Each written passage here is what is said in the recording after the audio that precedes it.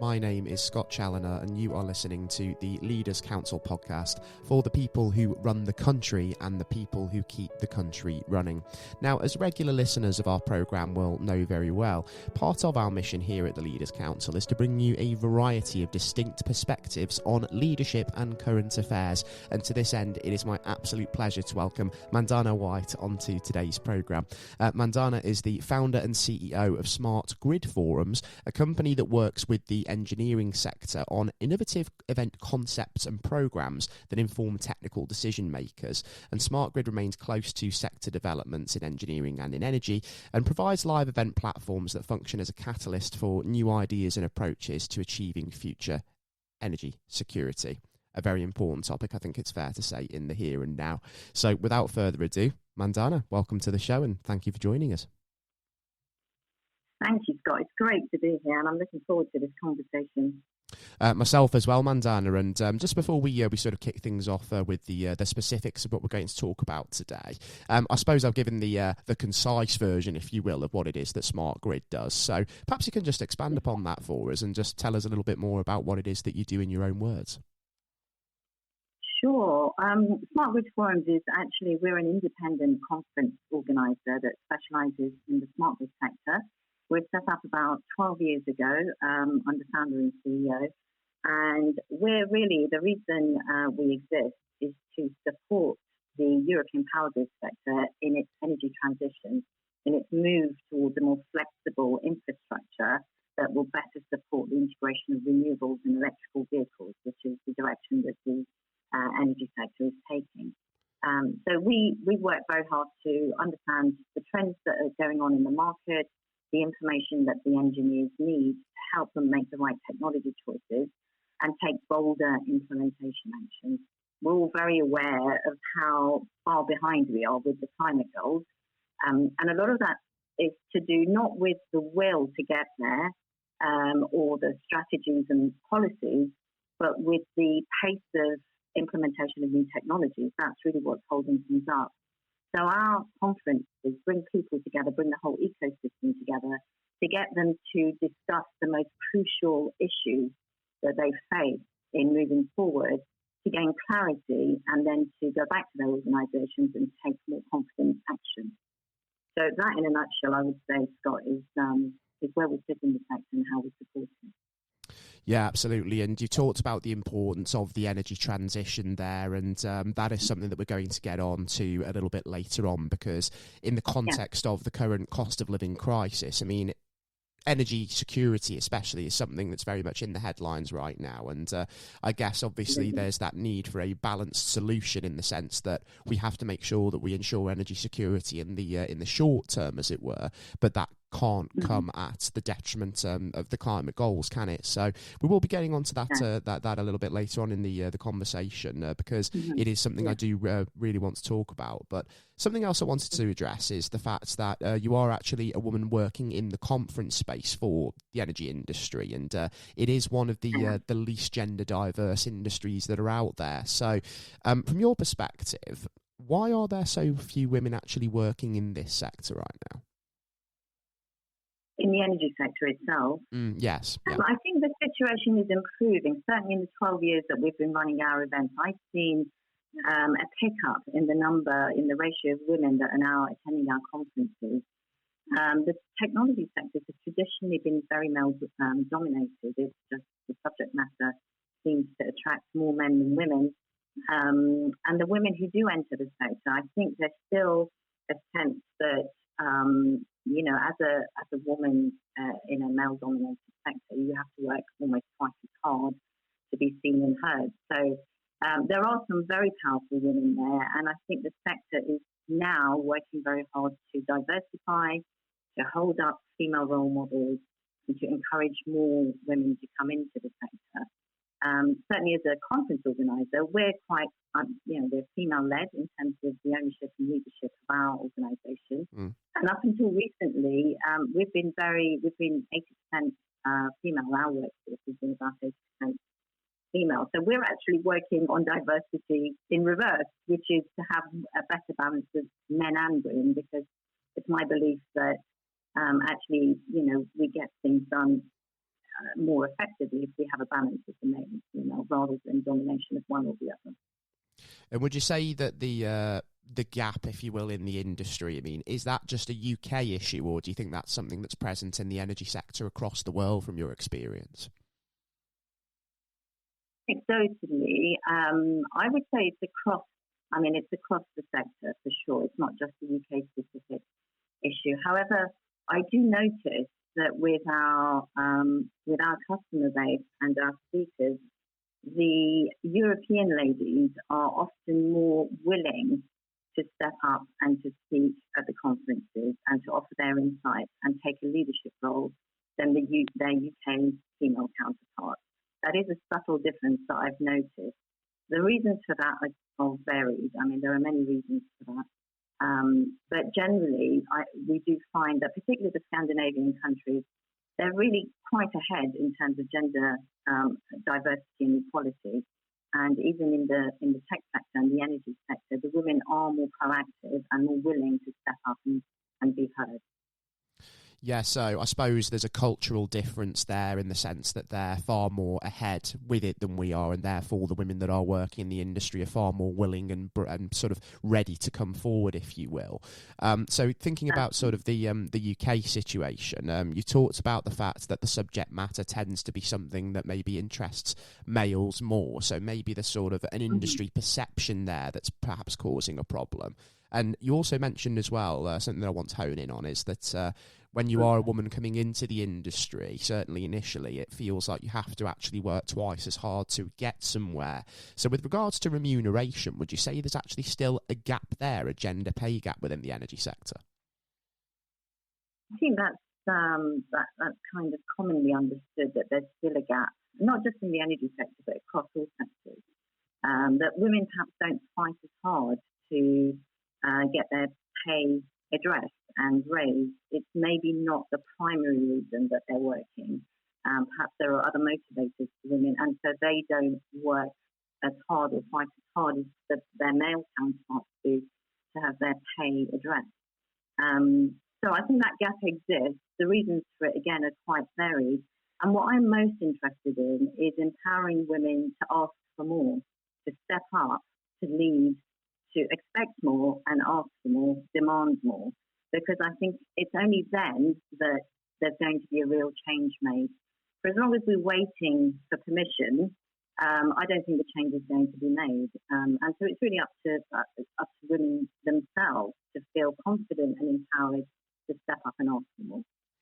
I think that's important, and it actually cast my mind to a conversation I had on this very podcast with a woman who was a leader, an executive leader within a business, and she told me about the fact that when women are sort of appointed to executive positions, it's a move that almost becomes a risk of becoming a box ticking exercise, doesn't it? Because if you're bringing these women into executive roles and then they're not speaking out, or if they are speaking out, they're not having their voices heard and they're not being listened to, it just becomes that, doesn't it? It becomes a box ticking exercise, and we don't have that change that we need to see. So it's about not just getting women into these positions, but also making sure that they're being listened to, they're being heard, and what they're saying is being taken on board, and essentially their needs being addressed as well. Exactly. But I do believe that it starts and ends with the women themselves. You don't, when you're in a meeting with a mixed gender group, you don't often see men waiting for permission to speak. They just, they put their points of view across, as and when they wish to. But with women, often they're waiting for permission and they sit listening silently, and then often get overlooked because of that, because they are more, they observe more, they're more sensitive to the vibe in the room, perhaps, to the dynamics of the group, etc., which all of this is positive. However, it does make women hesitate to speak and to express their opinions. And the other side of it is that we can perhaps be too conscious of how we're coming across and whether it's acceptable, and whether we're going to be deemed to be too bossy if we speak up too often and things like that. And these are simply things that men don't need to think about, and so they just have a more natural flow in group conversations and in putting their opinions forward. I think this is just something that we women need to change. Again, I don't think we should be waiting for permission, and we shouldn't be overly concerned about other people's perceptions. When you're in a leadership role, your primary responsibility is to be an effective leader, whether you're male or female. And there are certain criteria that go into effective leadership that need to be adopted by all. And so I don't think that being too conscious of your gender is actually a helpful thing in these sorts of situations. Absolutely right. Some really important points there, and a lot to, of course, take in on the issue. And I think it is very, very right that there is often a stigma attached to a woman being assertive in a ballroom situation, isn't there? Just kind of speaking out when it's not necessarily expected, but a man goes and does exactly the same thing, and essentially there's no judgment there whatsoever. And I think it is very Absolutely. much, yeah. I think we do need certainly a paradigm shift on that, on the attitude and the perceptions that we have of that sort of behaviour.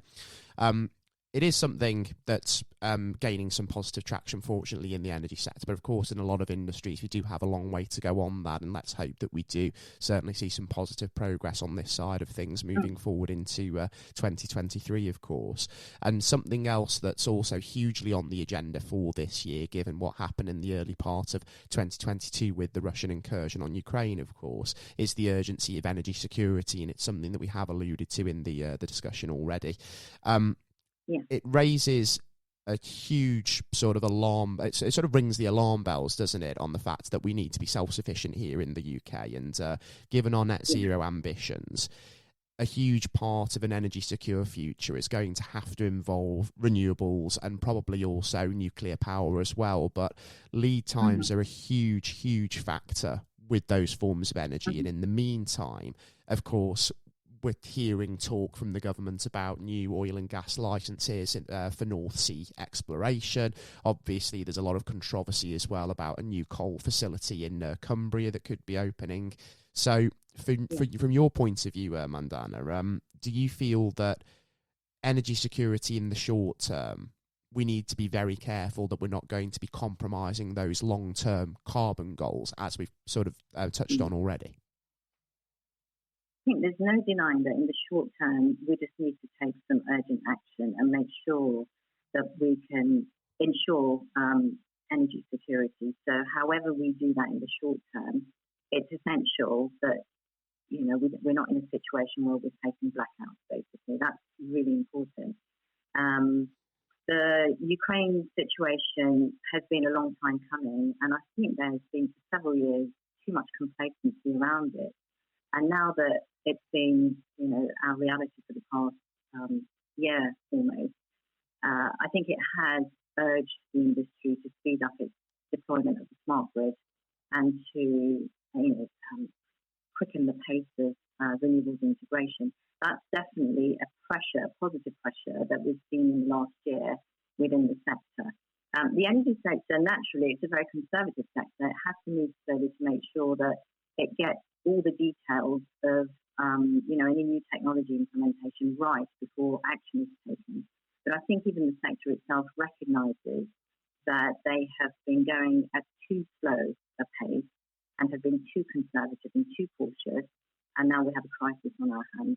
So the Ukraine crisis, although it's been a terrible tragedy, it has served as a catalyst to motivate the sector to take a faster pace. And a lot of the discussions we have at our conferences are all about what do we need to do to remove the barriers to implementation of this new technology so that we can get to renewables much faster. The motivation is, what I'm seeing in the last few months, the motivation of the engineers at our conferences is exponentially higher now than it was a year ago. So although it's been a tragedy, in some ways, it has a silver lining in that the sector is willing to come together more, to collaborate more constructively, to resolve the issues, and to pull out all of these human factors blocks that have been slowing things down and just get to implementation. So we're actually at quite a good place now, I think, in terms of that, because the human factors are aligning with the technology capability and the net zero goals. And so I think although we need to take some urgent action, an urgent detour to ensure short-term energy security, we are on a much stronger path towards renewables now than perhaps we were a year ago. I think you raise a very good point there. I think in the sense that it's almost sped things up and sort of sent a strong message about the urgency of the situation. It's similar to what sort of the pandemic did for remote working, isn't it? People say that it took sort of that form of technology forward by about 10 years. And I suppose what's happened now with the war in Ukraine is that it's brought the urgency of energy security forward, and now we're seeing more motivation, we're seeing greater levels of collaboration, and hopefully that will sort of hasten implementation there, as you say. And it's key, isn't it, that we do see implementation very quickly, because when we start to see these technologies really sort of take form and unleash their potential, we're going to be producing more energy domestically, and that's the key, isn't it, for bringing down these astronomical energy prices that we're seeing out there. Absolutely, and making sure that we really do have clean energy sooner rather than later. And as I say, a lot of the things that have been holding the sector up is just being overly cautious and conservative. The technology is there, it just needs to be implemented. And the communities, the ecosystem, including the utilities themselves, the suppliers, their system integrators, all need to get onto the same page. So where in the past there's been a lot of discussion and very little action, now action is actually speeding up. People are coming together, they're connecting, they have a sense of urgency and motivation, and deployments are speeding up. So that's really good news. Yeah, and I think we've seen as well the benefits that collaboration can have during COVID as well, haven't we? Because, I mean, we've seen for the first time sort of the big pharmaceutical companies sharing intellectual property in the bid to sort of get working vaccines out there. And, of course, they were able to do that in record time. So it just goes to show what can be achieved when there is that collaboration there. And like I say, too often we do see operators within the industry taking that sort of competitor mindset and almost working in silos from each other, don't we? And we need to see less of that, don't we, when we're sort of addressing an urgent global situation like the one that we're facing right now? Absolutely, and more trust between the utilities, the end users of the technology, the owners of the infrastructure, and their suppliers. That is so crucial, that there's more trust and there's more give and take of information and insight. So that people, the industry as a whole can align, and that's the only way that forward momentum can be achieved. So definitely we're seeing a lot more of that. Sometimes when there's a common enemy, it actually brings people together. Unfortunately, it's unfortunate that it happens at times like that, but sometimes it's actually the stimulus that gets the sector really connected and really moving forward in the same direction. So again, great news.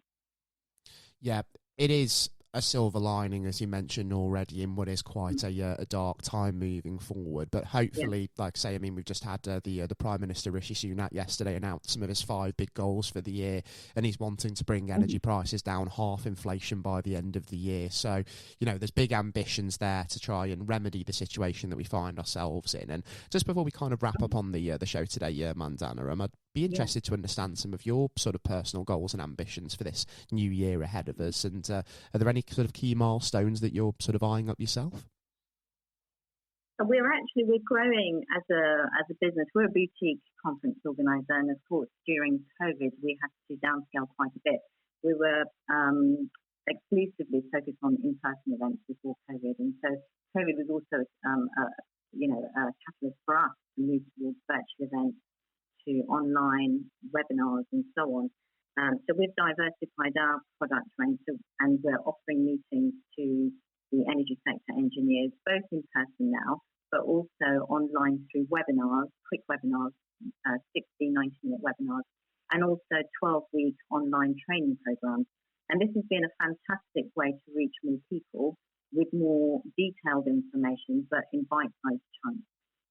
So what we're looking to do in the year ahead is to expand that portfolio of in-person events, online training programs, and cybersecurity webinars to really help all levels of the energy engineering teams, from the CTOs to the middle managers and specialists, and right down to the engineering teams who are hands-on in deploying the infrastructure, to provide them with information that gets them all onto the same page and moving in the same direction. We also want to start exploring entering some other critical infrastructure sectors that need to decarbonise. I think a lot of the expertise that we've gathered in serving the smart grid sector can serve other sectors very well as well, so the transport and aviation sector perhaps. So our ambitions are to expand our customer base through different sectors.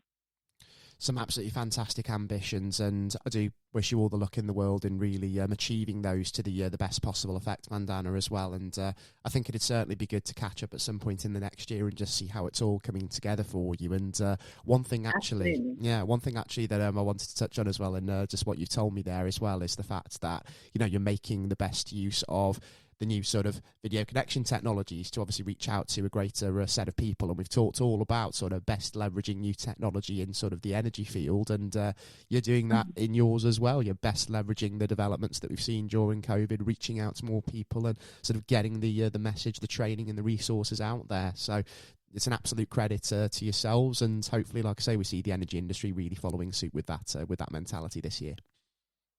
Thank you so much, Scott. Thank you. It has been my immense pleasure welcoming Mandana White onto today's programme from Smart Grid Forums. And Mandana, once again, thank you for the time taken to join us. It's been my immense pleasure and really enlightening for me to welcome you onto the show. And I'm certainly sure that the listeners share that sentiment as well. Thank you, Scott. It's been wonderful speaking to you. Likewise, Mandana, Have a great day. Yourself as well, and to everybody tuning into the programme. As always, I've been your host, Scott Challoner, on today's episode of the Leaders Council podcast, talking all things leadership in the energy sector. And until next time, when we'll be back with a whole new perspective on world current affairs, please do take care all, and goodbye.